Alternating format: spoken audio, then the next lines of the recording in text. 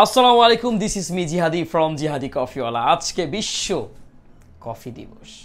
প্রতি বছরের নয়, সারা বিশ্বব্যাপী এই দিনটি পালন করে কফি পিপলরা, যারা কফি শুধু পানীয় হিসেবে নয়, এই গল্পের রোমাঞ্চকর স্মৃতিগুলো তারা আজকের এই দিনে তুলে ধরার চেষ্টা করে।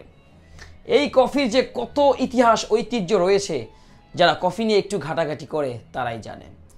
ঠিক তেমনিভাবে আমার কাছেও কফি শুধু এক কাপ পানিও না, এটা ভালোবাসা, এটা স্মৃতির বন্ধন, এটা মানসিক প্রশান্তি। আজকের এই দিনে স্যালুট দিতে চাই সেই সমস্ত কফি চাষিদের, যাদের মায়ায়, যাদের হাতের যত্নে গড়ে ওঠে এক কাপ, মানে একটা বিন। সেই বিন থেকে আমাদের কাপ পর্যন্ত যারা প্রডিউস করে সুষ্ঠুভাবে নিয়ে আসে, তাদেরকেও আমার শ্রদ্ধা ভালোবাসা আজকের এই দিনে।